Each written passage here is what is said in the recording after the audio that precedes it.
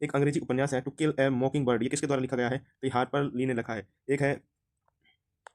एक उपन्यास है the monk who sold his Ferrari, the monk, एक minute, the he sold his Ferrari, तो ये किसका है? ये रॉबिन शर्मा के द्वारा लिखा गया है, रॉबिन शर्मा।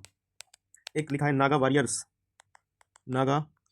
वॉरियर्स, ये लिखा है आपका अक्षत गुप्ता ने, अक्षत गुप्ता के द्वारा लिखा गया। ठीक है, नेक्स्ट है समुद्री नमक, पराग, राख, धुएं की कालिक और महीन मिट्टी किससे संबंधित है? धूल के कण से संबंधित है। दोस्तों आपको एक बात बताना चाहूंगा, जो पिछली क्लास हुई थी उसमें एक योजना थी बेटी बचाओ बेटी पढ़ाओ, बेटी पढ़ाओ योजना, जो कि 2015 की योजना है। मेरे को पता है 9 मई 2015 को चलाई गई थी, इसी के साथ सुकन्या योजना भी चलाई गई थी, है ना? 9 मई 2015 को बेटी बचाओ बेटी पढ़ाओ सुकन्या समृद्धि योजना, लेकिन गलती से बाई मिस्टेक उसमें मैंने 2019 बता दिया था।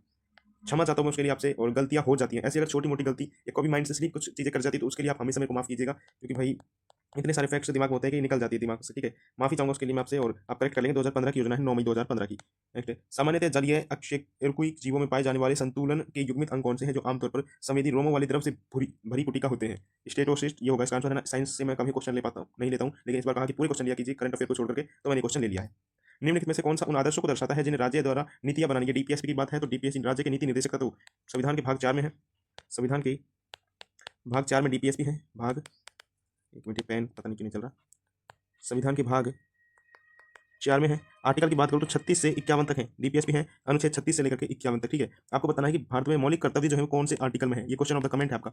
नेक्स्ट, चंपानेर पावागढ़ पुरातत्व उद्यान जो कि गुजरात का है और यूनेस्को की साइट भी है, यूनेस्को की साइट भी है, तो यूनेस्को की साइट कब हुआ था ये आपको बताना है। और यहीं से एक अमूर्त साइट यानी कि गरबा, गरबा गरबा को कब जोड़ा गया था ये बताना है। तो इसको जोड़ा गया था 2004 में, उसके बारे में आपने सोचा होगा 2023 में सबसे 15वीं अमूर्त सांस्कृतिक विरासत है गरबा, गुजरात से। ठीक है, कुणबी नृत्य है गोवा का है, और मैं आपको बहुत बार इसको प्रैक्टिस करवा चुका हूँ कि पूरे कुणबे के साथ जाएंगे गोवा में, क्या करने? तरंग देखने। क्या करने जाएंगे? तरंग देखने के लिए जाएंगे हम गोवा में, तरंग मेल, है ना? और किस पे बैठ के जाएंगे? घोड़े पर बैठकर, घोड़े मोदनी। वहां पर तो सब खुला खुला होता है, गोवा में सब खुला खुला होता नहीं होता, खोल दकनी।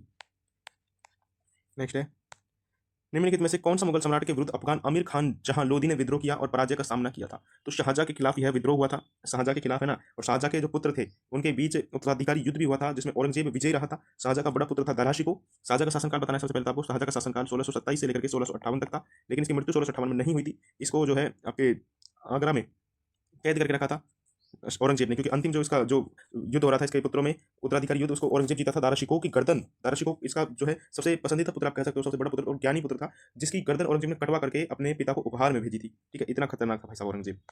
किस अधिनियम के तहत केंद्रीय विधानमंडल 2 सदनों से बना? केंद्रीय विधानमंडल की बात कर रहे हैं तो ये था भारत शासन अधिनियम 1919। इसमें केंद्र में विधानमंडल और प्रांत में द्वैध शासन, प्रांत में द्वैध शासन। और इसको समाप्त कब किया गया था? इसको 1935 के एक्ट में खत्म कर दिया गया था।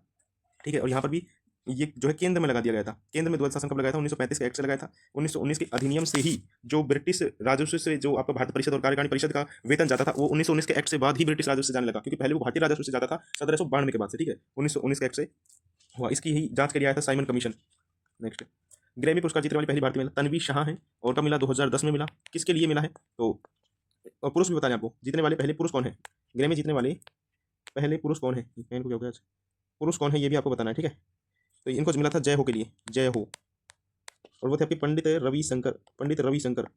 कब मिला था? 1967 में घोषणा हुई, 1968 में दिया गया। ठीक है, नेक्स्ट क्वेश्चन, उस लौह इस्पात संयंत्र की पहचान कीजिए जिसको जर्मनी के सहयोग से स्थापित किया। तो राउरकेला हमने जर्मनी के सहयोग से स्थापित किया था, झारखंड में। कहाँ पर? झारखंड में।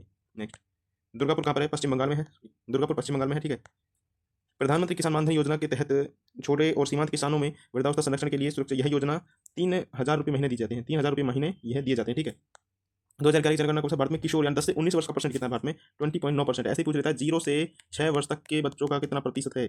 0 से 6 का कितना परसेंट है? तो लगभग 16%। कितना है? 16% है। नेक्स्ट, ये पूछ रहा है कि क्रमबद्ध रूप में इनको व्यवस्थित करना है। संविधान का पालन करना, या मौलिक कर्तव्य दिए गए हैं और इनको क्रमबद्ध रूप में संविधान का पालन करना और उसके आदर्श और संस्थाओं को, ये तो ए पहला ही है, ये पहला है ना? भारत की संपूर्णता अखंडता, ये 3 आते हैं इसमें, संपूर्णता अखंडता एकता, यानी कि 3 नंबर बचाएगा। सी है, ये सी है, पहले नंबर पर आएगा ए, फिर आएगा सी, फिर बी और डी, है ना? आपको बताना है जो 11वें नंबर का है, 11वें नंबर का मौलिक कर्तव्य कब जोड़ा गया था? 11वें नंबर का मौलिक कर्तव्य कब जोड़ा गया था और किस संविधान संशोधन से जोड़ा गया था? आगरा शहर की स्थापना 1504 में किसने की है? सिकंदर लोदी ने। किसने की है? सिकंदर लोदी ने। अब स्थापना की मतलब क्या इससे पहले आगरा नहीं था? आगरा तो था। तो इसने क्या किया? इसने सिर्फ उसको व्यवस्थित रूप से किया। 1506 में इसने इसको राजधानी बनाया, 1506 6 में 1506 में इसने इसको राजधानी बनाया, 1506 में राजधानी।